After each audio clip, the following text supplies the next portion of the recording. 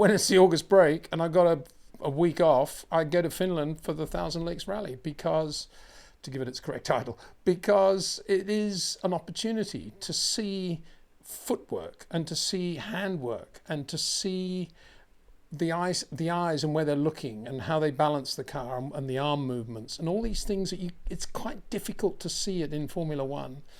You can see it from the outside, which is how I certainly, make most of my decisions about what's going on and who's doing what. But it's very rare to be able to get so close to somebody as good as Thierry Neuville. I mean, this guy, the quality of his driving. I was struck at the end of the stage, and we're going to get on in a minute to how it all happened chronologically. But when I got to the end of the stage, the only thought that came through my mind was, I don't think there's anybody on the planet Earth right now who could have been quicker on that stage than Thierry Neuville. He was absolutely superb in his judgment. Even when the car didn't do exactly what he wanted it to do, he would be patient, and everything he did was just pin sharp. Unbelievable pleasure to see that. And I wasn't in any way frightened. My pulse rate, I don't think, went over 100 at any stage. I just totally committed in my trust to him and his ability to do the job and how professional he was. And so it worked out incredibly well. So I think we've got some great video here. And I don't want to put it under the heading of, it's rallying compared with Formula One. This is a way of looking at Formula One through a much bigger eyeball, which is the eyeball of rallying that it provides us. The quality of the driving is very, very similar. They're doing different things, of course, and their commitment to their sport are totally different things. But what they're actually doing physically, there's a lot of similarity.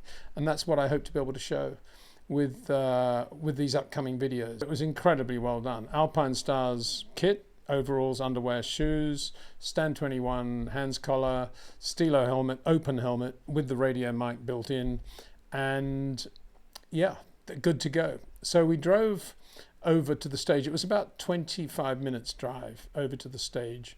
When I got there, it was a sort of little mini industrial area in which we drove in, and all the cars were there, the teams were there, and I was sort of walking up and down and looking at Taku Katsuta, Toyota, and Elvin Evans, fabulous driver as well, and Toyota, and watching all these guys, and they're just chatting away, and some of them are doing, working on the cars, because it's strict rules in rallying that if something goes wrong on the stage, only the two drivers, the co-driver and the driver, can make adjustments or changes or work on the car. So they're constantly doing that, and constantly the two drivers, the driver and the co-driver, do practices of how to changing a wheel as quickly as possible, doing this, doing that. Lots of limitations on the type of jack you can use, everything else. So brilliant to see the drivers all getting their hands dirty, as I said in one of the tweets I put out. Very unusual to see that. None of this sort of arriving with a briefcase and a backpack. It's all, get the hands dirty. The overalls look a little bit dirtier than they do in Formula One. But I sort of wandered around looking, thinking, there's a lot of people out there watching this. I'm going to be in that car with Thierry Neuville. I couldn't believe it, that it was going to happen. And so I was in my kit, obviously, waiting for the moment. And the car came back from Terry's second run. And Martijn Wydaeghe, his co-driver, really cool guy, lovely guy, very, very switched on, totally in sync with the way Thierry thinks and drives. Got out of the car and we had a bit of a chat. And that was my seat then. And I had about 20 minutes to get ready and get in whilst they changed the springs, because it was a bit soft, and I could hear Terry in the background talking to the engineers about how the car was a bit floppy and moving around too much. They went stiffer. I thought, that's a good thing. Yeah, fine. I wonder what effect that's going to have on my back. Anyway, I had to climb in with the car up on the jack still, which was quite difficult actually, because I had a kidney brace on as well, sort of Sterling Moss spec, 1958 fan wall spec. Just thinking, it won't hurt to have that to protect the old kidneys and the backbone if it's quite a big thud when we hit the ground on the jumps. And climbed in, and everything's very, very compact. And I was immediately struck by how close the two drivers are sitting to one another, and obviously you're wedged into this seat, and just getting that right took a little bit. But it struck me that it was very like the pictures and what I always imagined it would have been like to have been in the two-man Gemini NASA space program craft, when there were just two of them together in those cones, and that's what I guess it was about, the same sort of proportion, same sort of size. And yeah, seatbelt on, hands collar on. I had quite a lot of movement fore and aft, which you're supposed to have. That's fine. There was the headrest thing was lateral, so that was okay. And in the footwell area, there's a sort of carbon plate with 3 sensors at the top. But keep your feet off the sensors was the instruction from all the mechanics. If I'd done that, it would have been a drama. I don't know what would have happened. But yeah, you said brace your feet down, keep your hands tucked in either side of you into the side of the seat. I was thinking, wow, what is going to happen here? You know, no mobile phone, couldn't have anything hard or anything that might come out and fly around.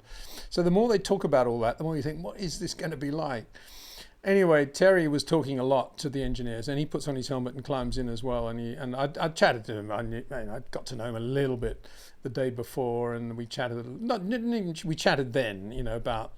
He went to the Belgian Grand Prix actually, and because he's obviously Belgian, he has Red Bull in common with quite a lot of Formula One people, and he said that he was there and he was hanging out with Max a bit at Spa. But interestingly, I said, what do you think of Max's qualifying like then? Wow, amazing, wasn't it? And he said, oh yeah, I saw that quickly and then I had to leave. And I thought, oh, that's a bit of a shame.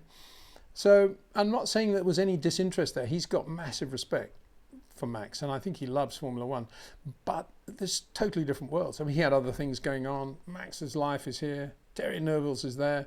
Bang, they're on opposite sides of the globe almost. So it was that, you know, he is what he is, just total pro for the sport that he's in. So he got in, gloves, and he's doing quite a lot of this, you know, rubbing this and, you know, getting fired up. And I'm thinking, okay, Terry, you don't have to get that fired up, mate. And so, the engine's now running, the car's on the ground, obviously. And these things, I've talked about them being rocket ships. The other thing I haven't mentioned is the noise they make. I just love the sound of a WRC1 rally car, especially when it's in the forest and it's just echoing through the forest. There is no better engine note than that. It's absolutely perfect for what these cars are, these rocket ships. And so this thing's on idle, and it's got a sequential shifter up here, and next to that with the red handle he's got his handbrake, so obviously you don't touch the handbrake. Sequential shifter, and a clunk into reverse, and then he sort of chugged forward, and I thought, oh, this is all right. It's a bit like being in a normal road car through the sort of park area. And then he said, oh, we need to charge the engine because there's not enough charge. It's a hybrid engine, of course. So I said, oh, okay, cool. And he said, we heat the brakes and we go. And so he instead of turning right, which is where you'd normally go to the start of the stage, he turned left onto the sort of, it was actually it was just a 2-lane road. And we go down this 2-lane road and he's going, wah, wah, wah, just throttle and braking unbelievably hard, and about 8 times. And he said, oh yeah, it's good now. And then we had to turn back, and there's the public road, you know, I shouldn't be saying this, I know, there's cars coming towards us, and there's like a gap, and it's obviously what he did, he just looked at the back of this oncoming car, the right rear corner, right hand side of the road, of course, and he just goes, handbrake on, straight back. Unbelievable handbrake turn. I thought, wow, this is going to be fun. So we drive into the beginning of the stage. He does a few more of these. I said, what horsepower have we got now, Terry? He said, oh, he's about 560 now. He said, okay, it's good. Okay, good, thank you. I'm smarting here just thinking about it now, if I think about it. And so we go to the stage, and there's all these other cars, C2, C3 cars, all lined up on the left. I don't know what was that. Well, I think they'd all finished, and they're waiting to do their third run or something. But they knew that Terry and the sort of top WRC runners were going to go through before them. So they're all there, they're all watching, and we drive up, and he does about 4 more of these. And you know, there's people like that. It's just typical racing drive, you know, there's people 2 inches away, no problem at all. Ott Tanak's in front of us, his Hyundai teammate. And I mean, boy, I saw Tanak there. And he had a guy with him as well, really nice guy, ex-rally driver, who drives one of those amazing Ionic 5 electric Hyundai things, which are, I don't know, what are they, 700 horsepower or something ridiculous? Anyway, we're going up to the stage now, and I have to open the thing and give the paper to the guy, which I do. And then I look up, and we're about, I don't know, 2 cars lengths away from Tanak, who's now about to start. You can see the counter. And then said, Tanak lets out the clutch and just stones and gravel and stuff, straw, just everywhere. And Tanak goes, like that, disappears into this cloud of dust. And now it's us. So then Terry just sort of up there, and I guess there's a couple of minutes before they send him off, and he's just sitting there, and he goes like that, and bang like that, and this is what it was like. And I'm going to now talk you through the video in real time as it was for that stage, and I won't do a very good job because even now it's unbelievably quick for me to look at it and to say exactly what was going on. But I'll make a couple of comments as we're talking about it, and then we'll come back and look at some more details. So as I say, there we are, we're going, and already he's just on full opposite lock because he's going around that right-hander, and I think, yeah, that's good, beautiful slide, and he doesn't break, I don't think, into that left-hander through there. Back end's still there. Now, all of a sudden, I didn't know this, but we're already approaching some serious jumps, and he's already just twirling the wheel. Unbelievable ability and speed with which he's hitting the handbrake as well. Now we're going on a fast section now. You can see he's in 4th gear, and I'm already, we're there. You see, this is another jump. Whoa! And it's just like the car floats in the air and then just lands, and it's not actually that big a thud. This is the big jump. Oh! And you can see it's a bit nose up. That was a really big one. There is this fast left-hander. He uses the handbrake a little bit, gets the thing sideways. Got quite a lot of understeer there, and that's what I'm talking about. And he's kind of puts a thumbs up there to say, "Are you okay?" So we'll have a little bit more of that stage, but I just want to now go back to that jump in slow motion, because we got the footwell as I mentioned earlier, and to see that in slow motion, I think you start to get a feel for what I talk about with use of the brake pedal. There's one way to use a brake pedal, which is bang, on and off, and then, or as long as you want to stay on it. But there's another way, which is to have feel for the brake pedal and massage it slightly before you get the car stopped, and you find exactly the right moment to give it full braking. And what Terry does, and we'll see it in some other videos coming up, you can see that's obviously his braking foot. The clutch is on the left there. Use the cursor here. The clutch that's the foot clutch, which he only uses at the start. Then his foot is poised above a very large brake pedal, and then obviously the right foot's on the throttle. And what he does, and we'll see this as the videos go on, when he's about to brake with a little bit of graduation, he angles the foot slightly so the entire sole is not on the brakes, just part of the foot is on the brakes, and then he goes full on the brakes. And that you can't see that in real time. That's why I've done this in slow-mo. This is just the jump. And I think by this stage he'd realized that, and this is chatting to him later, he'd realized that there was something a little bit wrong with the front of the car, because the car shouldn't take off. It shouldn't do that too much. It should be about like that and just land like that. But this one was going up. And that's because it turns out they damaged the splitter on the previous run. And he had assumed, I think, that had been changed, and it hadn't been for whatever reason. Probably didn't have a spare, I imagine, out there for the shakedown. So the car's quite high. And I think on this one, you see he's just starting to brake a little bit to try to get the front down as he goes over the jump. That's what we're going to see here now. So this is in slow motion, going towards that jump. You can see he's just braked slightly there, going before. Now you can see him angling the brakes. And then you see his legs just jumping on the footwell area. I'm only looking at the footwell area at the moment, as the car hits the ground. I'm on the right there with my hands tucked in beside the seats, as you can imagine. Now he's going into, there's a quick left-hander at the end of this straight, and you can see again he's braking there with a slight angle on the foot. It's not absolutely 100% hard braking, it's just grazing the brakes, and he's playing with throttle as well, changing down, going into the corner. And you can see with the steering, let's go back and see what he's doing with the steering when he's in mid-air. See how straight he actually keeps that steering. It's interesting to look at that. So he's got quite a lot of angle on it there. It's interesting, isn't it? He's got quite a lot of angle in mid-air. And it's a weird feeling when you're in mid-air. It's just like everything goes slightly quiet and you're floating. And it's a lovely feeling, actually. And then when you land, it is a little bit like being in an aircraft when you're landing.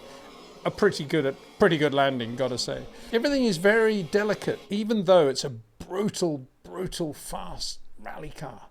It's a big, bad WRC1 rally car, as Martin described it when he first drove a hybrid car recently in the Latvia rally, when he was incredibly good. I mean, he's another guy with massive amount of talent. Let's just continue that where we are in that left-hander after that jump with the slow-mo again, just to see a little bit more of the footwork in conjunction with his handwork as well. So third gear, fourth on accelerator. He's got quite a lot of understeer there. Let's just stop it there. Look at the understeer he's got. This is what he was, I think, what he was complaining about throughout most of the rally over the next 3 days, was that there was just too much understeering thing to get it to work like that. So fourth gear. He put a thumbs up. Are you okay? And I said, yeah, sure. Faster, please. Yeah, right. Fourth gear. Was he going for fifth now? No, changing down to third. Okay, so what's coming out? So he's just... There you can see is a very good example. Look at that left foot as he goes into that. He's coming up to that left-hander there. He's in fourth. And watch what he does. Look how he's massaging the brakes there. There's no overlap at all. He's sometimes deliberately left foot brakes. But in terms of throttle and brake, it's absolutely clinical. And I imagine that's how Max Verstappen and Lewis are. Just perfect with no overlap at all. I mean, when we are overlapping, basically, it's basically to get a first impression of the grip. And then as soon as we are sure about the grip, then it's just like basically come off throttle, go on the brakes. You don't like to overlap unless you have to? No. I mean, it heats the brakes. There's no sense. Other than for very fast gravel rallies and very fast corners, even on tarmac. When the car is on a softer setup, we use it sometimes to just get a bit of brake to settle the car down, to set it into the springs, into the damper, and then keep the car a bit more stable in the very fast corners, because obviously in rallying we are driving quite soft and there is a bit of movement, so sometimes in the very fast corner combinations you just want to use that to put the car a bit lower, to make it a bit more stable and keep more speed through the corner. But other than that, it's just simple. Now let's have a look at this, because this is an example of getting oversteer without touching the handbrake, and that is an example of just using the brakes to get the back end to work. And look how delicate that is. He's using the throttle, a little bit of brake, provoking it, got a bit of understeer on exit, which obviously I guess he wouldn't have liked. But don't forget, these are four-wheel drive cars, so the understeer is not on exit isn't exactly a terrible thing. It's more or less allowing you to get the car pretty straight. Anyway, this is the entire stage now in real time, so we're going to do that again now. So there he goes. Wow. Back end comes out, nice opposite lock slide, two of them actually. Short straight, then we go to a left-hander. Still flat on the throttle, as you can see. Now a bit of braking through this left-hander, grabs the lower gear. A bit of handbrake there by the look of it. Yeah, got the back end round beautifully. Then we're coming up to this fast section where we've got two jumps. We get a little bit airborne here. Whoa! It's on a slight curve, and now a big one here. Look at that. That's when he's feeling how high the nose is going. Then you hear this is when he starts to brake as we're taking off, because it's so high. You just saw the tops of the trees there through this left-hander where he has understeer and oversteer. Look at the handwork there. Look at that. This is Fernando Alonso mid-corner. It's seen at Ricard probably. And then we come up relatively soon to quite a tight left-hander where he really has to throw it sideways. There you go. Look at that. Just fabulous. Look at that car control. Look at that. And then you get total... 45 degrees to the apex with full power. Just fantastic feeling. That is what rallying gives you. And that's why I say it's one of the few forms of motorsport where it's still quick to be sideways. And this is what rallying is all about. Look how quickly we're going there. I've no idea what the speed is. Martin told me later that we were doing about 175 kilometers at the quickest point. But I reckon we're in the 80 to 90 mile an hour mark just there as we're sliding through all these trees everywhere. As I say, I had total confidence in him. He knew, yeah, there's some more stones on the left there, but he's riding those beautifully. Right-hander here, yeah, slows. That's that corner we saw before. Now we come up to the virtual chicane. You'll see, yeah, he's talking about it now. Fifth gear, fourth, third, and then accelerate, blast through. So you do it at the last possible moment in the chicane, I guess. Now there's this couple of corner. Look at that. Look how sideways he is there with no handbrake. Amazing. And then, yeah, left, right, coming up. More stones there. A lot of stones there. Look at that. Lovely feeling. It's an amazing feeling when you have that angle and all that power. Now we're coming up to the final jump. And I'm thinking, go on, are you going to brake here, Terry, or not? Yeah, he just brakes to get the nose down. Boom, like that. And then we stop, and he brakes hard down to the thing at the end of the stage. At this point, I'm saying, you should be in Formula One, Terry. And I think he was a bit insulted by that. It's not what he wanted to hear. There's Tanak in front of us.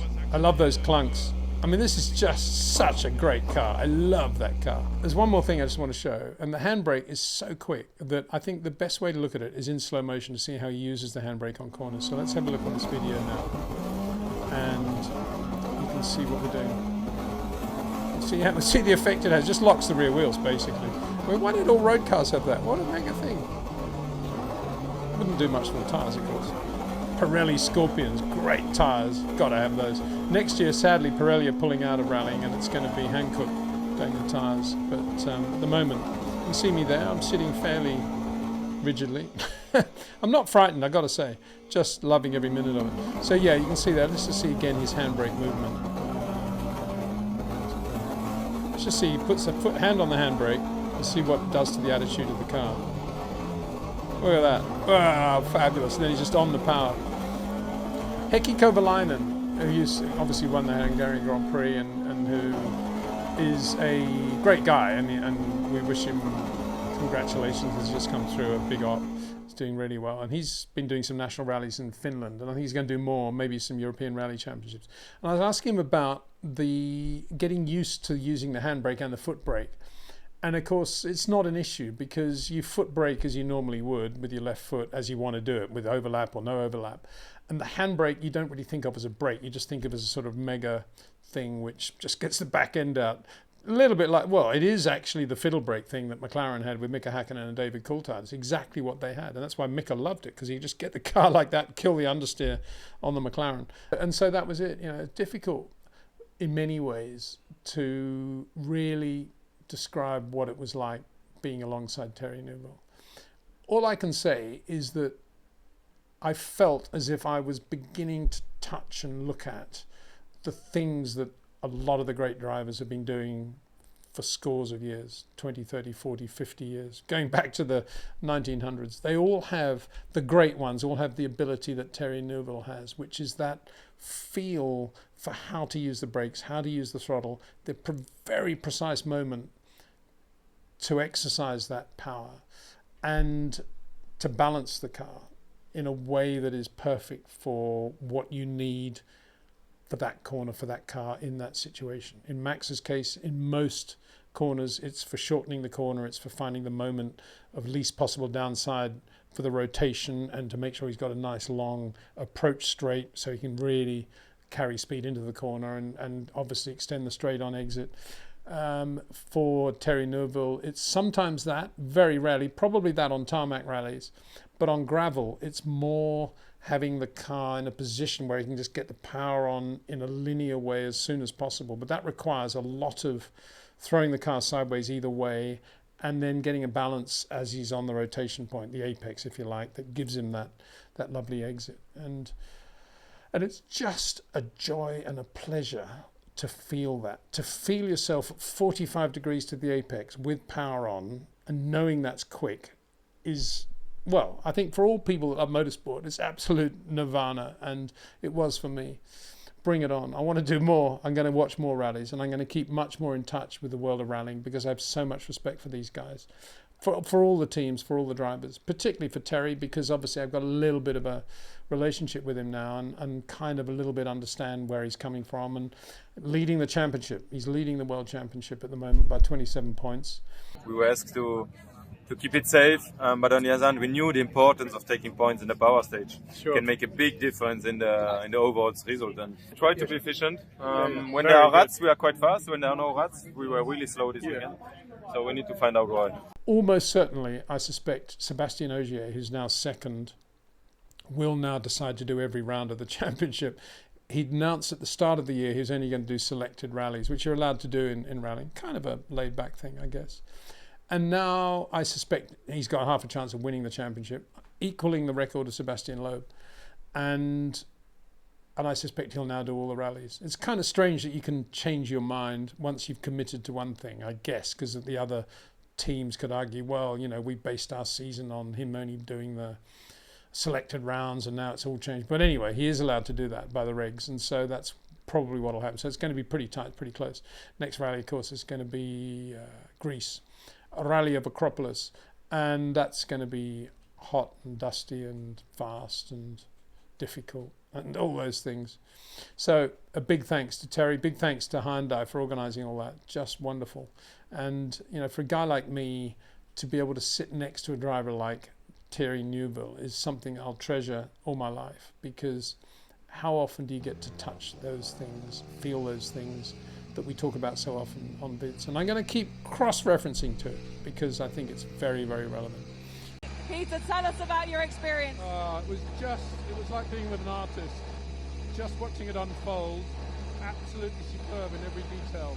Whether the way he was slowing the car, the jump, the acceleration, the control. Twice I thought we'd nearly lost it, and he hadn't. He was just doing what he does. Just, you know, to feel how quick it is going sideways is the greatest feeling in motorsport, I think. Is it one of the most impressive things you've experienced? Oh, absolutely. I actually was lucky enough to drive with Hannu Mikkola in a Quattro once, and I've driven with Lewis Hamilton, Fernando Alonso, many great drivers. This guy is absolutely right up there. I wish he'd do Formula One.